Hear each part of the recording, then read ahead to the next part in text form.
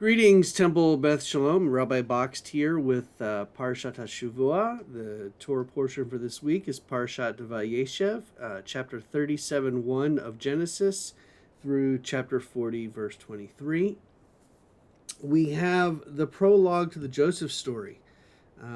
We have basically Jacob settling in the land where his father had sojourned, the land of Canaan, and then the line of Jacob, which continues to Joseph being 17 years old and tending the flocks with his brothers.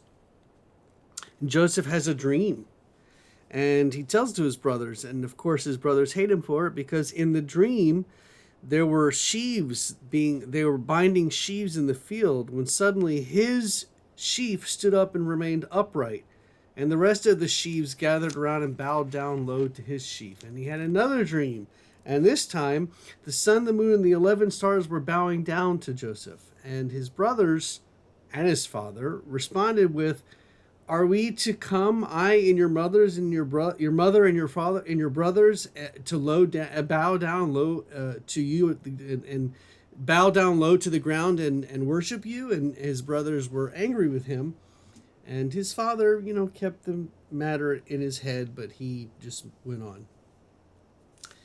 And one time, his brothers were in the field, and they were pasturing, and his brother Joseph was asked by his father where his brothers were. And I forgot to mention that, of course, his father had given him a coat of many colors, this tunic that signified his importance. And so Joseph is sent out to the fields to figure out where his brothers are. And when he finds them, they plan to kill him, and then they say, no, we're not going to kill him, but we're going to punish him.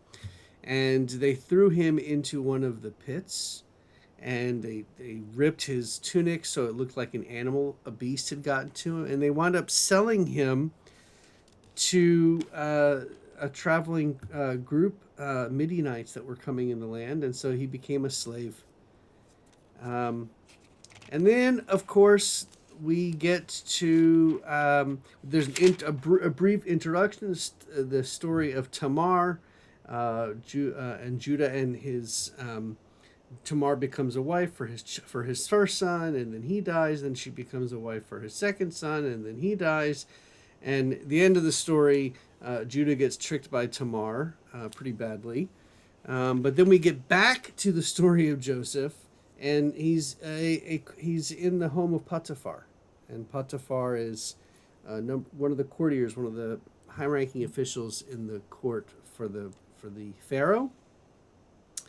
And he trusts Joseph, and Joseph becomes sort of in charge of all of the things in his home.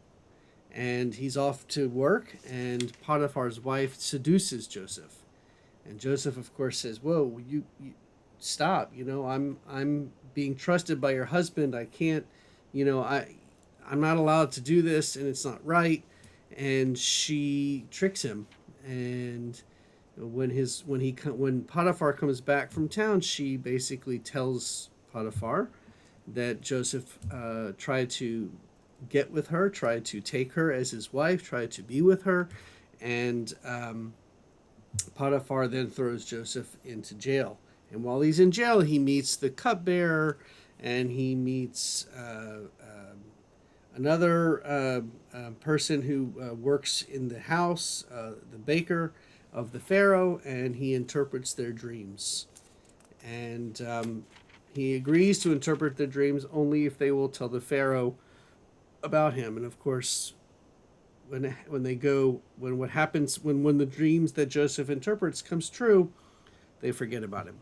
And the Torah portion of Vayeishev actually ends with, "Yet the chief cupbearer did not think of Joseph; he forgot him," which is kind of an interesting way to end the Torah portion. But we start the Torah portion with Joseph being given this wonderful tunic from his father, this coat of many colors, and putting himself on a pedestal, if you will, from his dreams, and then getting sold off to slavery by his brothers, and then going into Potiphar's house, and then going to jail. And of course, later on, good things do happen to him.